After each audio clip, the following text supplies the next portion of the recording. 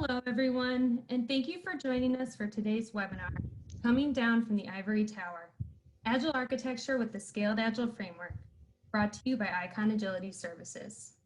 My name is Alyssa Hamilton, and I am Aegon's Marketing Manager and will be your moderator today. Before we start, I have just a few housekeeping items to share. First, we will be recording this webinar and distributing it to all registrants in approximately 24 hours, as well as making it available on the Aegon website in the resources section. Second, please type any questions into the Q&A panel at any time. We will collect and address them during the Q&A session at the end of today's presentation. Finally, if you need technical help, please type your issues into the Q&A panel and we will try to assist you. I would now like to introduce today's webinar panelists.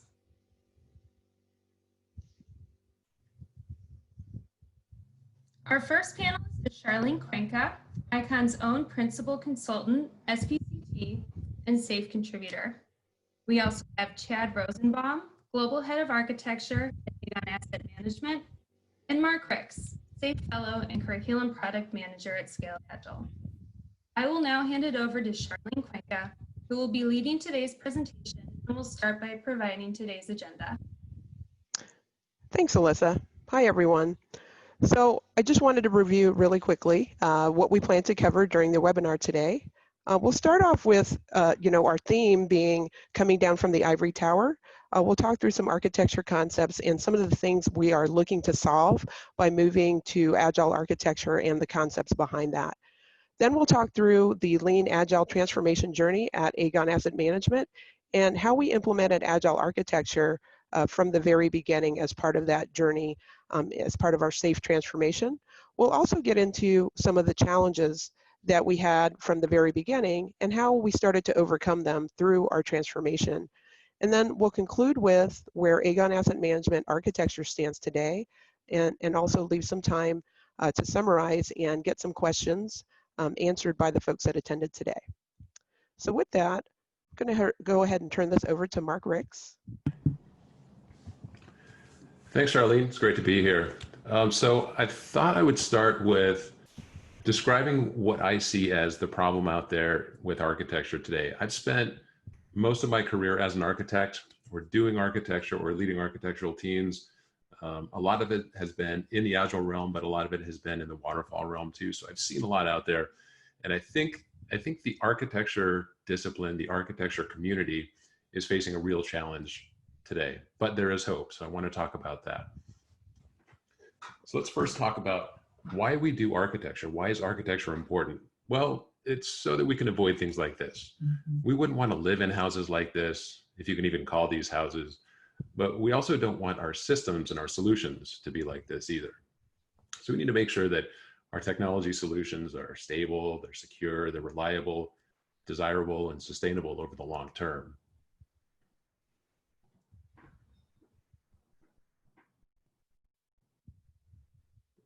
How about this? Look a little bit better. So obviously, this is much more aesthetically appealing. We would probably choose to live here rather than those crazy shanty towns that are falling off a cliff.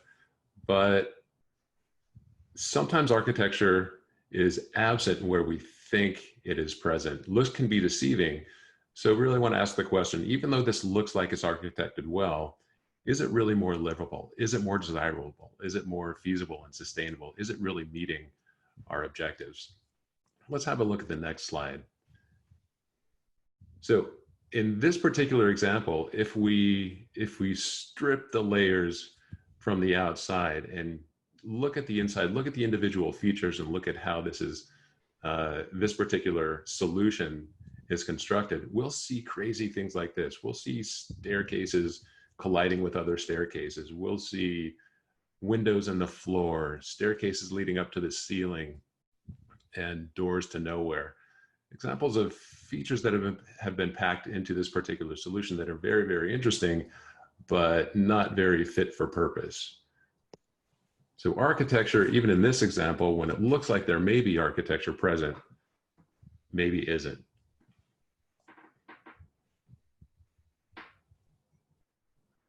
So this particular example is a favorite one of mine. I use it in architectural discussions all the time. This house happens to be near my home in Southern California, in San Jose. San Jose is really in Northern California. I live in Southern California, but it's close enough.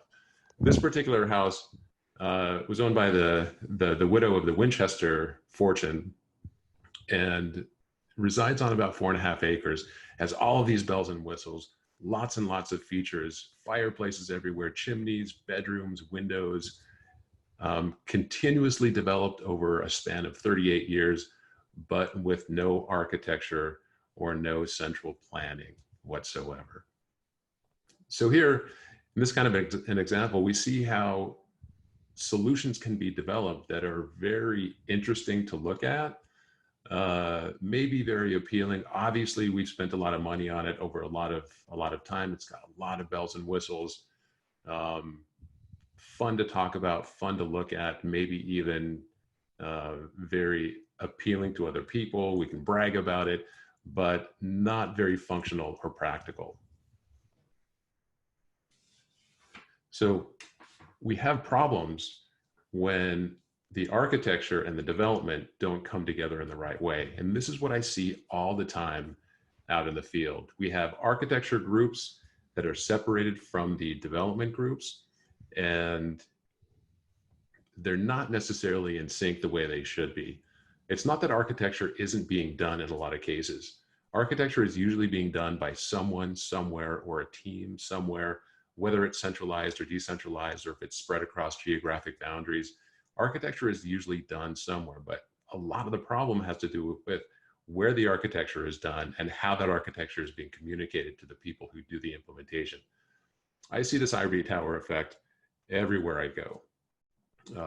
Architects are more interested in the planning, in the deep design, in the layers of architecture, the elevations, the logical, the physical, the technical diagramming, laying out the policies, putting together the procedures, and laying down the governance controls around the architecture, and then throwing those down to the Agile teams for development. But when we have the architects and the Agile teams, or the people who are doing the central planning and the people who are doing the majority of the building, not working together, not collaborating, and actually working towards separate objectives, we have a fundamental disconnect in the value flow from idea to cash. So in this particular situation, what we've got architects who are crying out to the teams, saying we've got to do architecture this way. We've declared the policy, we've laid out the rules, we've diagrammed it, we've modeled it. Now go forth and build this thing.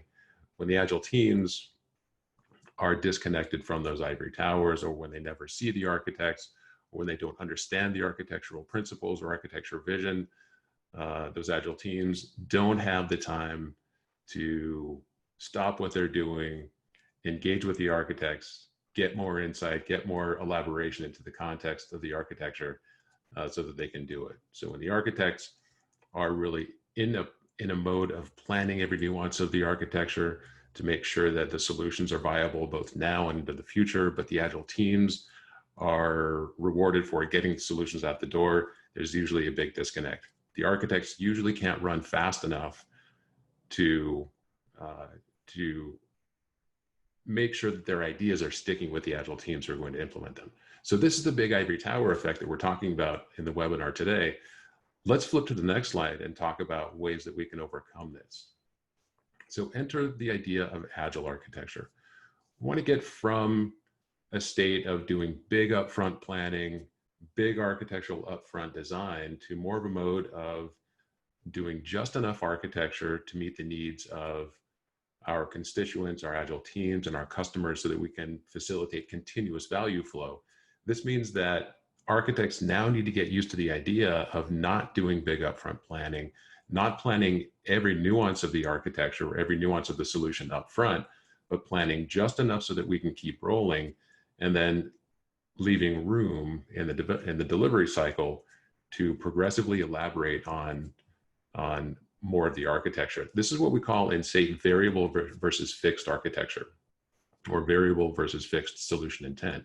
So the idea here is that when we first start an initiative or first start to plan out the delivery of a solution, there are some things that we know are going to be fixed, that we know are going to need to be in place. Maybe we know that we need to support a certain number of concurrent users, or we need a certain amount of scalability, or we need to make sure that our architecture conforms to this API strategy. But there's a lot that we don't know yet. We need to leave that space open so that we can progressively elaborate into it. We can learn as we go and use the work of the Agile teams as we're implementing it and as we are testing the actual working solutions to inform the architectural principles and assumptions that we've made to grow that architecture over time. So really what we're talking about here is architects coming down out of the ivory tower, working hand in hand with the Agile teams, collaborating on architecture and solution design, and working together to evolve the architecture through the lifespan of the project. So this isn't an easy thing to do. It can be very difficult to move the culture on architecture, especially in big enterprise environments. So it's not an easy thing to do, but there's a big payoff if you can make it happen. So let's turn it back over to Charlene and Chad and see how they were able to accomplish Agile architecture at Aegon.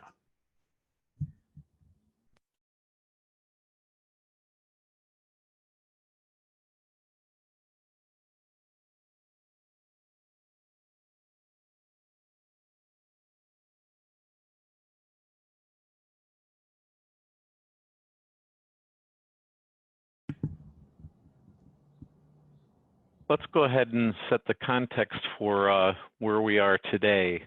SAFe at Aegon Asset Management was a journey. In the beginning, we worked with our lead coach, Charlene Cuenca, and in this process, we really had to rethink how our organization planned to deliver our agility across the organization. We started with creating 3 Agile release trains across our organization globally that each aligned at the top level, our LPMs to each regional ART in the UK, NL, and US. So we distributed those across the globe and then started with the essential portfolio pieces, and then used transformational and team coaching across all 3 trains in all locations. As you can see from the pictures, we had quite a large ceremony as we brought our organization together in the PI planning. If we go to the next slide. One of the critical changes for how we work together really to support this transition from looking at our architectural organization and how it supports our teams in the transformational process is what specific, how our architecture backlog and how we structure the management and planning across our organizations. If you look at this chart, you can see that the enterprise architecture supports the EPIC creation, and the authority owner is the EPIC owner, and it's of course for epics those are epics that are bigger than 1 PI and greater than 1 value stream, and those represented our full portfolio.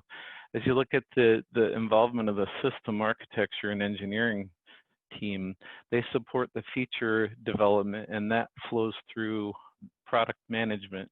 Those are items that are less than 1 PI, but greater than 1 team or an ART.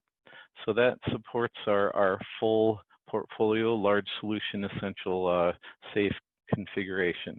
And the stories, again, are owned by our product owners. They're less than 1 iteration, 1 team. Those capabilities, it's really important to understand how those artifacts and how the team aligns from an architecture perspective. As you look at how we support our business domains from an architecture support perspective, you can see that it requires the involvement of our EPIC owners, our solution architecture team, and then the artifact that we brought from enterprise, the enterprise SAFe configuration, the solution intent as a deliverable component. And across our organization, we created these individual business domains across our COO portfolio, our back office, our data as a service capability, et cetera. So you can see those functional domains come together. On the next slide. So it's really important to understand the journey. We had a lot of challenges trying to reconfigure this global architecture organization to represent our architecture support coming from that Ivory Tower concept down to the ability to really support those iterative just-in-time solutions, bringing in our principles, et cetera.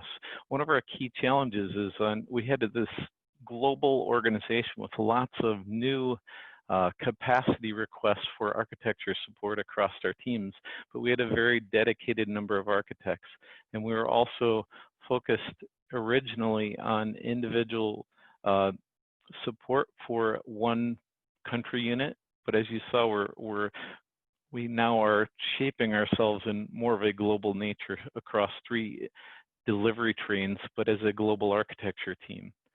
Our architecture runway, we weren't building documents just in time, or artifacts that supported solutioning for our teams. We were solutioning very long project plans that had very specific, sometimes year or 2-year long runways to develop all of the documentation needed to make a decision. And we're pivoting, we're really challenged with pivoting to just-in-time architecture. Also understanding where architecture fits in was really a challenge for the team members as well as within the teams themselves and the team members within the architecture team. That resulted in developers feeling disengaged from the actual architecture intent versus what their emergent designs really needed to be. The other challenge is we really looked at IT-centric problems, and we were focused on IT problems and not our business value statements.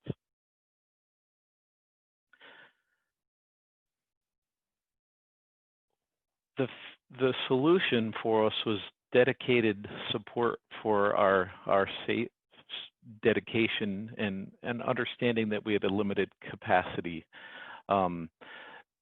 If you look at our backlog on our Kanban board, we had 197 tasks that we had overall, with 74 of them in progress, 19 in review and 18 done.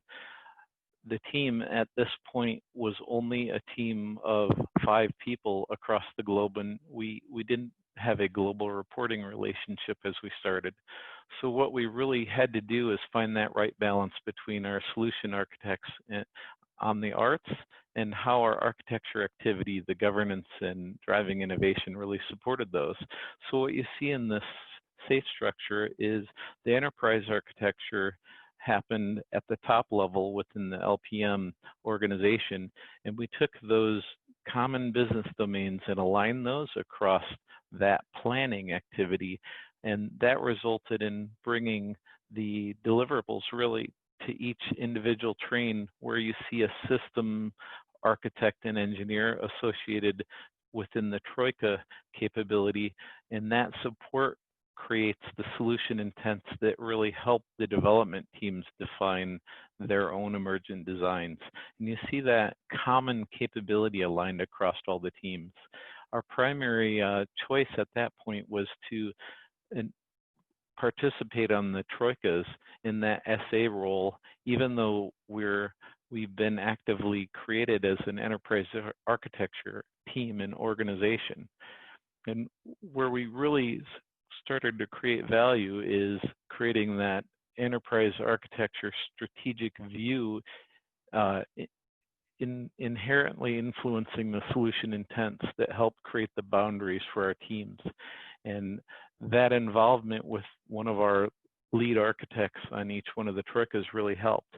The balance really came in providing additional support for the teams, and the way we align that is through taking either a lead developer or a an active solution architect embedded within the team to represent understanding and involving them in the solution intent design moving forward.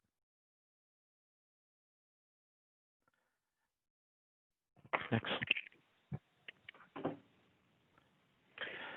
Hey, Chad, I'm back on. Thank you for covering that piece. So one of the things that's crucial, given the challenges that Chad described, was making sure, not only that we had a clear set of roles and responsibilities when it came to the framework, we also wanted to make sure, like he mentioned in the previous slide, that we had a clear path to partner with the different backlog owners at the various planning horizons. So we talked about, he discussed the enterprise architect as well as system architecture for the train, finding the right balance between the emergent design from the teams as well as the intentional architecture that comes from the strategic lens of the architects.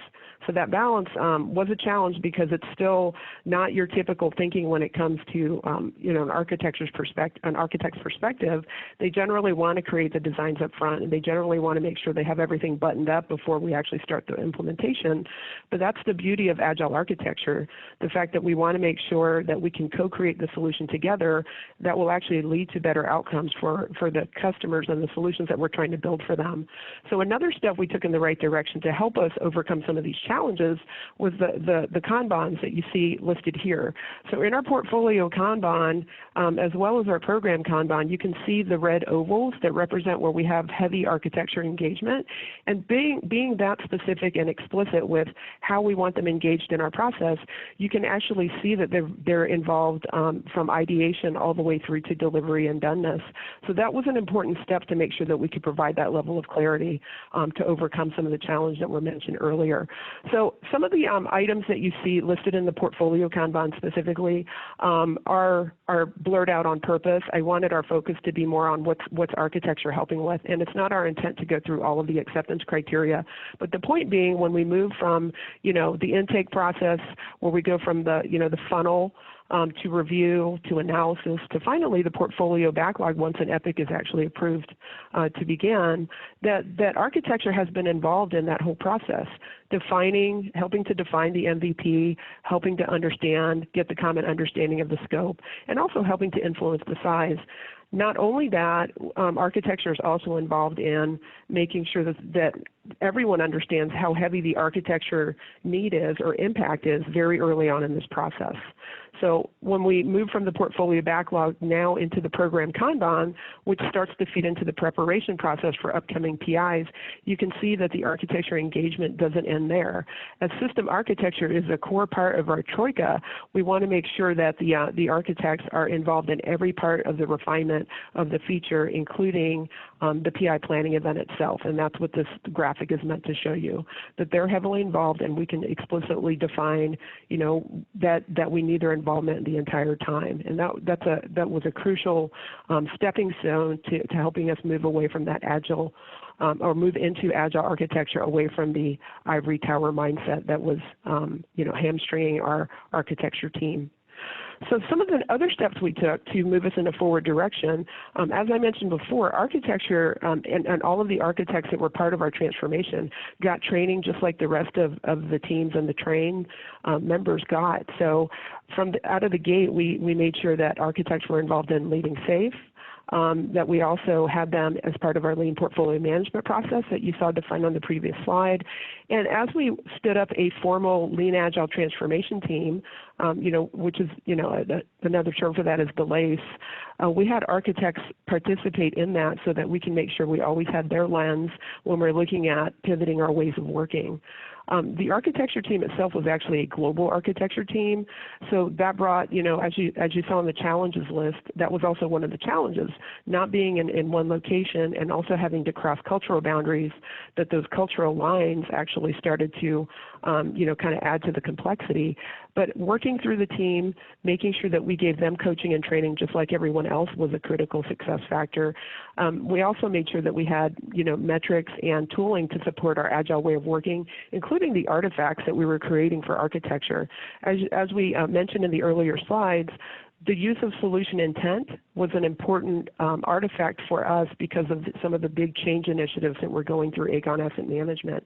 And being able to leverage our tooling to support how we can connect the solution intent and the co-creation of the designs that went with that solution intent into our backlog structure was also very, very helpful. So other facets of the transformation I've already mentioned: lean portfolio management, our centralized transformation team, which included architecture in both of those processes, and then also getting direct coaching for the global architecture team. As a transformation coach, I spent a lot of my time traveling between the U.S. and Europe, and my goal was to make sure that in our SAFe way of working, that architects specifically also have the right level of support to help them shift their thinking into more of the agile architecture principles and starting to get into the design patterns where they were engaging very heavily with the agile teams. So you can see here the global architecture team, has enterprise architecture, solution architecture, system architecture, and we eventually pivoted to include more other types of architects, such as data architects and business architects, to engage better with the business processes and the business owners that we were helping to support. Other key success factors too were running additional workshops, and you can see here too there were several custom architecture workshops that were run to heavily engage with the architecture group to help them in this time of transition, along with the other regular SAFe workshops that you would expect. Even early on in the process, when we did our executive workshops, we had architecture engaged at that point as well. So they're involved in all of the workshops that you see listed here, including any introduction sessions that we have. So they're getting just as much training and engagement as all of the other folks that are involved with our SAFe transformation, as well as some of the ancillary teams that are outside of it that are also benefiting from the transformation. Right?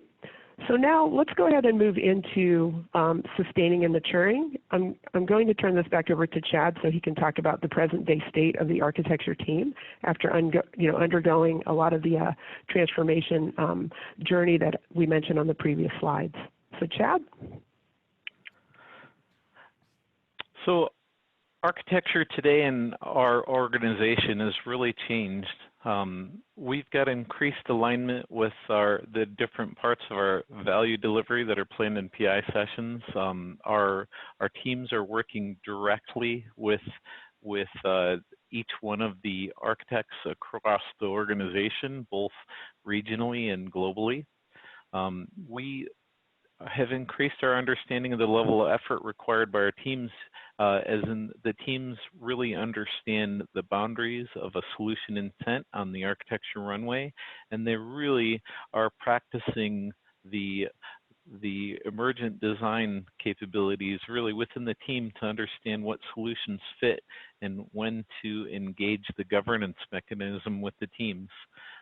You can see within our architecture as an organization that lighter weight iterative designs are happening. They're happening just in time for stories that are being written and developed or in preparation for a PI event. And that really results in a much more collaborative approach to how our designs are being implemented.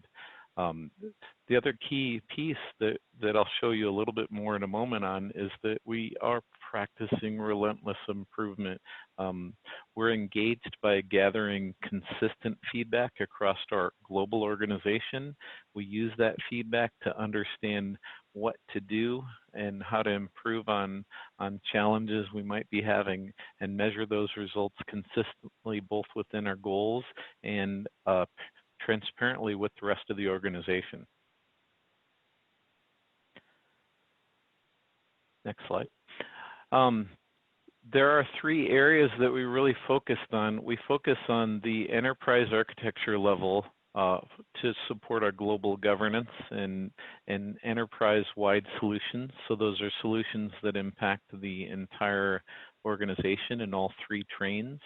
As a team, we've deployed individually experts that understand our domain at an architecture level, and there are 9 domains as an example. I showed you 6 earlier across our organization, and the key capability is to align our experts with areas that they have business knowledge in and define the target states in alignment with our governance across all the organization.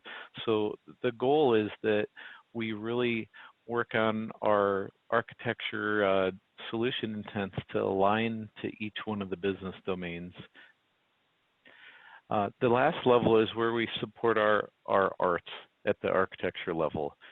We have different processes that align both artifacts and repeatable, measurable activities that we support at the team level and that align to our arts. And those activities are consistent across the globe. Our goal is to look at and support the art in as best we can and align to the needs of the art in delivering at their speed. Next slide. The reason for sharing this is really we talk about our relentless goal of iterating and improving upon ourselves, and that starts with understanding what types of artifacts you support. And if you look at this, this is from May of 2018, and the goal of showing this to you is to show you what a traditional Ivory Tower architecture team considers to be the artifacts that are relevant to a team. So if you look at this, what it does is it shows you the information across the whole organization. You can see new tool requests, so new tools that our organization's requesting. You can see that they're all new. You can't see anything else. There's one business unit that appears to have no new tools whatsoever. And you can see by far that one organization has more than any other on new tool requests. The other thing you can see is the processes that we support. You can see that everyone is reporting that we're doing a great job supporting the whole organization. And if you look at the waivers, those are opportunities where we are identifying that we need to do something different because we aren't aligning with the architecture principles. And you can see again, one business unit isn't reporting any, and everything is approved with a few new, but it doesn't look, if you look at how many overall, it doesn't look like there's very much happening there. And then you look at architecture requests. We should be concerned that there is no information whatsoever on teams or others in the organization asking architecture for support. So if we take that to the next set of slides, the contrast is different. This is today at the last PI. This is a result of all the metrics and feedback that we bring forward to our teams. But what I want to share with you as we look at the three arts, you'll see that this is a relatively high score, and it shows really good feedback across the organization on being fully involved, supporting the teams at the level that they felt needed to be represented. And you can see that we're focused on what we keep doing, what we should stop doing, what we should start doing, and then any other feedback that's relevant, and we create a score out of this. Very transparent, very open. You can see by the teams what we're representing. If you go to the next slide, yet another characteristic view, this is the largest train and the largest number of architects supporting it. But you can see that we also are able to see very clearly feedback and one team not reporting yet. You can see feedback that the teams have good feedback overall, and that they've identified pieces that they should keep doing. They haven't found anything to stop doing, but there is additional information they were asked to start or more feedback to continue. If you look at the last of the teams reporting, this is the smallest and newest of our trains, you can see overall that the feedback is much better, less verbal or written feedback on it, but what you can see is that they have clearly identified what to keep doing, start, and do more of, but they have the highest score overall. And part of the reason for their position is that they've gotten the benefit of seeing the other two trains start and seeing where they ended up. They were able to really take in everything they learned as part of the other teams and have taken that forward on their train. Now, on the last slide, the most relevant thing to share is what a mature architecture aligned SAFe organization really looks like when you step down from the governance and oversight role only and creating these long solution documentation, and you focus on what you need to deliver just in time to support our teams. Our metrics are focused on really how prepared are we for a PI just in time to provide the input and advice to the teams and how that looks overall. You can see how many architecture impact assessments we've done in support, which is a critical impact that we have aligned to each team. You can see that the solution intents for each epic have been defined, and you can see that overall a very transparent view on where things are. Anything in particular that was missing is due to something that came in too quickly for us to be able to throw something up. Literally maybe the week or 2 days before a PI event is where the red one came from. But if you look at new tool requests, you can see all business units reporting. And the interesting thing to note by numbers is in the last view of the first set of metrics, you couldn't see all of the new tools that were coming in, or you couldn't see the amount of support being requested. We've actually come into a place through this transparency where the organization is actually demanding more than we have capacity for in a different way, which is a very healthy place for us to be, because it gives us opportunities. And now we can actually choose through our backlog and our processes what are the most relevant support tasks to take on, and we may even look at expanding the size and shape of the team.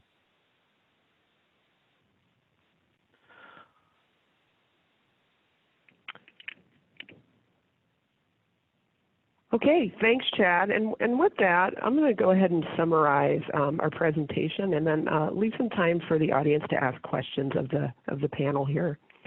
So let's take a quick look. You know, moving from an ivory tower to more of an agile architecture within the SAFe framework is not an easy journey, but here are some success factors that we noticed throughout the journey. SAFe training and workshops, so making sure that our architecture team, all of the members of it, get SAFe training and that they're included in and also have custom workshops or architecture-focused workshops to make sure they understand how to make that transition. Making sure that the full architecture team is actually actively participating in our actual processes. When we start looking at the portfolio intake process to the program Kanban that feeds our PI planning events and all of the activities in between, we want to make sure that they're fully engaged. And also a collaborative process, making sure that our architecture team are collaborating across our development teams, our agile teams, as well as the business and the business owners that we're supporting. That the tooling that we have supports our process, and that includes the architecture artifacts. So in this case, we were using a specific set of tools that connected very easily into our backlog so that we can make that connection as we refined our backlog items ahead of PI planning and the roadmap mapping activities that fed into that. Also, making sure that architects get dedicated transformation coaching as well. More often than not, when we have SAFe transformations, we have coaches that focus on our agile teams and focus on our program team and even the portfolio and leadership. But then, architecture sometimes is neglected in that process. So we want to make sure that architects actively get the coaching that they need to be successful, and that as we form our lean portfolio management processes and our Lean Agile Center of Excellence, which we call the latte in this case, for Lean Agile Transformation Team, that we have architecture directly participating in or directly as members of those processes and are fully engaged. Metrics also help us define, growth measures so that we can baseline where we started and then how we improved over time, as Chad clearly pointed out. And then when we start looking at architecture, very often we start out with a very IT-centric architecture team. But in order to have a successful, SAFe architecture that supports fully our SAFe transformation, we want to make sure we include all the different types of architects that can help make us successful, including data architects, IT architects, as well as business architects, and if needed, information architects. So that summarizes our journey and some of the success factors that we were able to realize as we moved from the Ivory Tower into Agile Architecture with SAFe. So with that, I'm going to turn it back over to Alyssa so that she can start to field some of the questions that we got during the webinar. Alyssa? Thank you, Charlene. We're now going to begin answering the questions submitted during today's presentation. As a reminder, you can still submit questions through the Q&A feature in your attendee control panel. All questions that are not anonymous and go unanswered will be responded to by email. So our first question is, do you have some lessons learned from defining and addressing non-functional requirements and how it was fit into the arts architectures? Well, I'll start off with from a coaching perspective, but then I want, I'd like the other panelists to share as well that, some of the processes that we showed in the slides, and I know some of the data was not as clear as it could be, specifically in our portfolio Kanban and our program Kanban, had exit criteria where we wanted to make sure that NFRs were part of the discussion as we move from left to right in our Kanban system. So making sure that architecture was actively included in refinement sessions, whether it be epics, features, or even stories, was key here because we would always look to, our architects or any of the SMEs to help us articulate any of the non-functional requirements. So Chad, would you have anything to add to that? Yeah, I would agree with all of that. The one thing that I found very challenging up front is that the architecture team wasn't prepared to be involved in the refinement sessions with deliverables. And what we agreed is that NFRs had to be part of the refinement in epics and features. So in that involvement, the teams now expected architects to be prepared for that. And although NFRs generally were distilled into very, very distinct metrics that were shared across multiple epics and features, they now were coming prepared and thinking through which NFRs were applied where, and that really adds a lot of value and brings forward a lot more maturity than taking them and siloing them off in different pieces.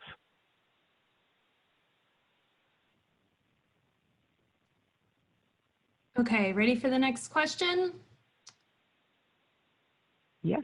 The key process items you wrestled with in the portfolio process. How were architects deployed against those items being reviewed?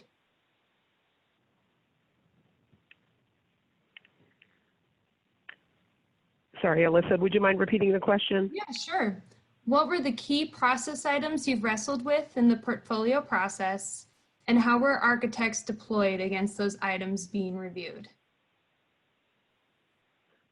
So once again, I'll start off from a coaching perspective, and then definitely want to hear from architecture directly.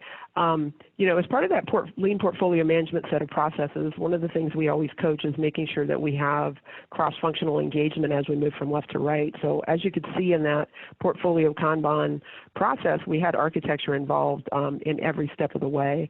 So I think in the early days, trying to move away from, we still have an architecture review board, but kind of trying to lean out the process so it wasn't so heavyweight, I think was one of the goals.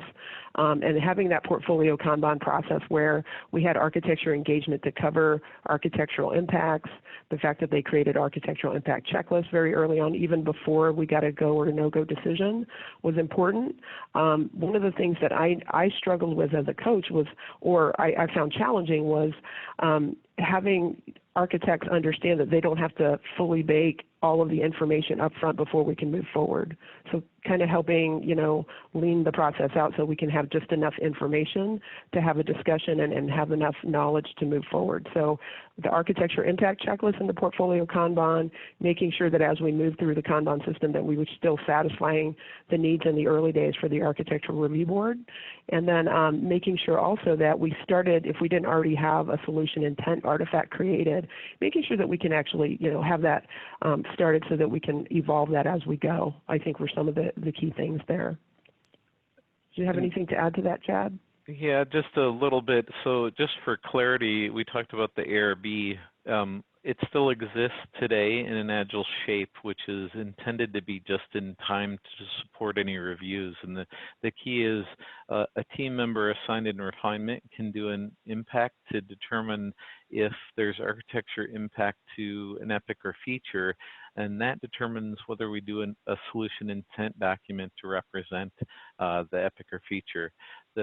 That's really important that we review it at the right level. So what we did is we carefully aligned that to either the global LPM, or whether it falls within just the global architecture team or within the actual team or troika, depending on how the teams are impacted by that. So the key bits are, if there is an ARB, it reviews solutions still, but it looks at the solution intent, and they own the validation of an impact checklist, but there still are other processes that are part of the overall delivery. Yeah, I want to add one more thing to that too, because I think part of the process that helped, because there was a clarity needed, was taking existing architecture artifacts in the kind of formal world, and then trying to translate them as best we could to the lean agile artifacts that we have for architecture in the SAFe framework. So I think that was also a helpful discussion, even though it wasn't necessarily a one-to-one mapping. Okay, next question. How did you deal with enablers during the sprints? So as part of the runway work, it was important that architecture created backlog items to handle some of the things that were going to be specifically focused on architecture. But more often than not, a lot of the way that the group started was to take the existing, epics and features and make sure that they were part of the creation process in there, so that they knew if they had some, actions to accomplish associated with those backlog items, that they were able to use the tooling to document that and then move forward with, the designs that were going to be part of the solution intent, so that artifact could be used to have those refinement discussions moving forward. So I would say, I think as a forward maturity process, the use of enablers is probably still an area that probably needs to a little bit more maturity. But I think the actions that are part of the actual backlog items, the creation and the refinement, and then the discussions that resulted from that, was still able to be accomplished, and that allowed that nice balance ahead of the PI events. Okay, next question. In the flow of SAFe, would you consider architect being at program level, or would be better at portfolio level? I think the framework is pretty clear here, and Mark or Chad, feel free to chime in. But I mean, we've got enterprise architecture at that portfolio planning horizon as one that's looking, across the different agile release streams that may be part of a given portfolio, and across value streams that may be part of a given portfolio.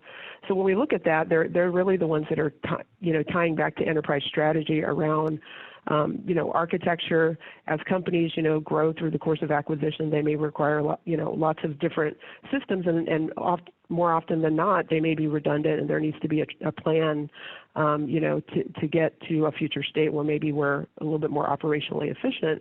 So I think there's definitely a need for portfolio level architecture in the form of enterprise architecture. But when we look at SAFe, we're really looking at making sure that architects can have focus. So we have focused architecture roles, such as a solution architect in a value stream, or a system architect for a train, and they're definitely defined and made a first-class citizen on the framework, where you can see them clearly part of these troikas at the different planning horizons. And then architecture solutioning emerging from the development teams themselves are a critical component to this as well. So we move away from this kind of handoff of architectural designs to the development teams, and they actually are part of the co-creation process. Chad and Mark, would you like to add on to that? I would love to chime in on this one, Charlene.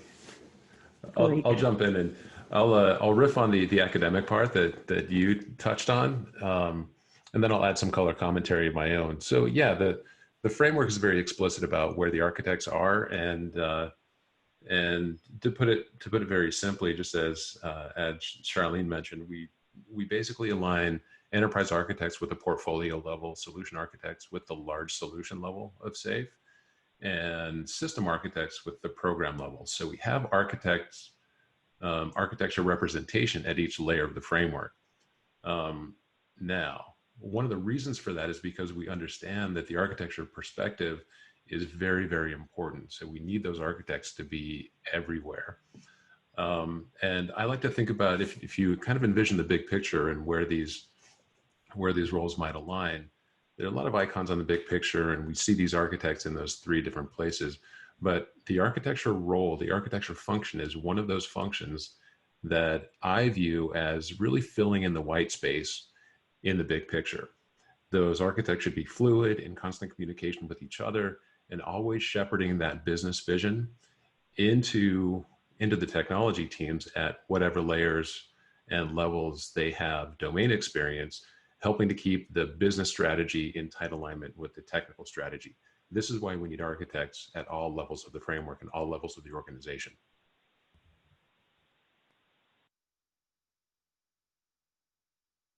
Okay, next question.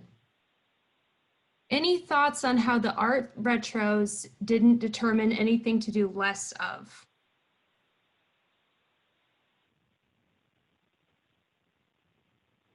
So I think that's a question best directed at Chad.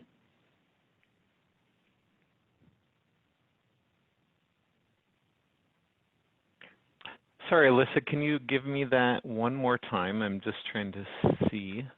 Sure. Any thoughts on how the arts retros didn't determine anything to do less of? Well, in the retros themselves, we had really good interaction with the teams, so we didn't identify things that were less. In fact, often when we meet in the retros, we see very clearly how the planning from the solution intent to the delivery of a solution really look, and that actually helps us identify where else we can go, whether we need additional coaching with the teams themselves, or whether there are other opportunities for improvement. Thus far, we just have not experienced anything that the teams want less of. In fact, their appetite is greater. You know, I want to chime in on that a little bit as well, as you know, from a coaching perspective. So the data that was shown on the slides that Chad went over that dealt with the retrospectives and the overall kind of satisfaction scoring from our stakeholders shows present day. But earlier, you know, in the transformation, you know, we did have you know, architecture specific you know, discussions to look at how we can align better with the trains and the team. So earlier on in the journey, I would say there was a lot of probably, you know, commentary coming from, you know, what we can actually do better. But I think that goes to show you that in the present day, a lot of those things have been addressed. And now you're seeing, you know, that is really healthy conversation on, you know, what we can focus on to continue to mature the architecture team. So I think that's part of it as well. Not saying that it never happened, that there was never, you know, commentary that there was less needed. It was just more of, I think the mature state that we're in now is, you know, less need for that.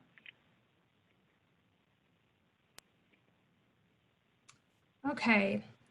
So next question, were the architecture artifacts developed per PI and documented in Confluence?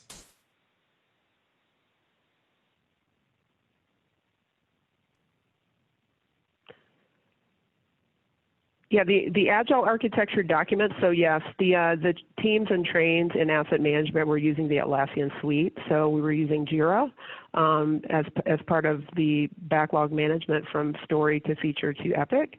And then, like I mentioned before, when we were talking through the artifacts that architecture created, including, you know, the enterprise architecture vision, the solution intent, the architecture vision and runway for the train. All of those things were housed in Confluence, and they were connected very easily to the backlog items. So as these items were moving through the Kanban system, whether it be at the portfolio or the program levels, that we could easily tie these to those artifacts and bring up those visions and related documents that helped co-create the design in real time as these refinement sessions were occurring. So it was a really good application of tooling to support the process. Okay, great. What size, how many feature teams and team sizes is each train, and how many architects support each art?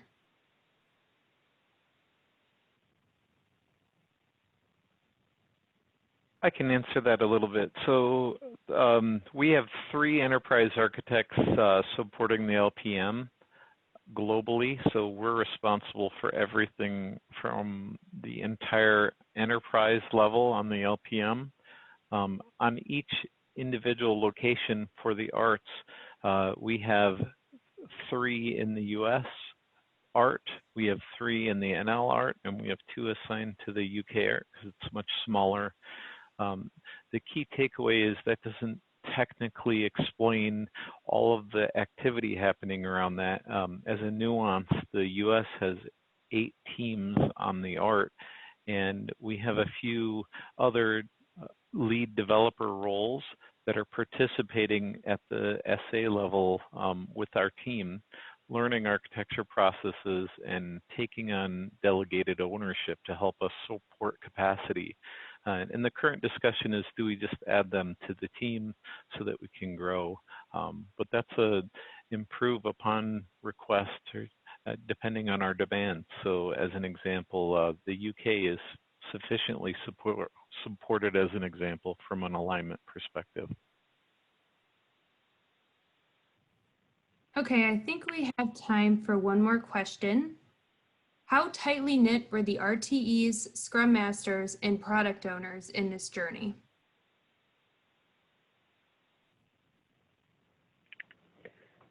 How tightly knit were they in the process? So release train engineers obviously are a crucial part of each train's troika. So they're very heavily engaged, partnering with architecture and product management to help make sure that the program Kanban is really operating and smoothly moving along, preparing features for PIs, including what the architects, what the architecture team needs to support in each of those. So as part of the co-creation of the solution intent and the refinement of features, the teams are socialized the features, and the discussions are happening between architecture and the development teams as far as what's in the solution intent, if the design makes sense, and then how those designs can be refined so that we can have a better and agreed upon understanding of what the feature is ahead of the PI events. So I think that's very heavily involving the entire development team, not necessarily just product owners and Scrum Masters. I think from a feature refinement perspective, product owners and Scrum Masters are involved in that process. But when we talk specifically about architecture engagement, it's really with the development team as an entity, and not necessarily specifically for product owners and Scrum Masters, if that makes sense. I'm going to do one more question. From what was told, do I assume correctly that you adapted TOGAF into SAFe?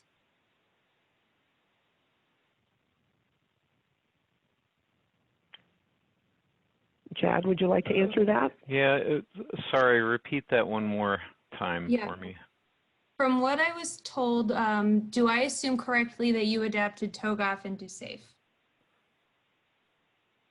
I would not exactly say that. The difference is we do have a very basic alignment from the aspect that we've already modified the TOGAF framework to another level below it. But you can see the alignment between the business domains within our organization and how we've aligned SAFe within that, so that we can support the understanding and support of our organization in the business domains with enough knowledge to be effective at the team level. Okay, thank you. So we have reached the top of the hour, so we're going to wrap it up. Thank you to our presenters for sharing your knowledge and experience in SAFe Agile Architecture, and thank you to our excellent audience for your thoughtful questions and engagement. If you have any more questions, please do not hesitate to contact us through our website or at info@iconagility.com. Please look out for a follow-up email with a link to view today's recording. On behalf of Icon Agility Services and our presenters, thank you for joining us for today's session and have a great rest of your day.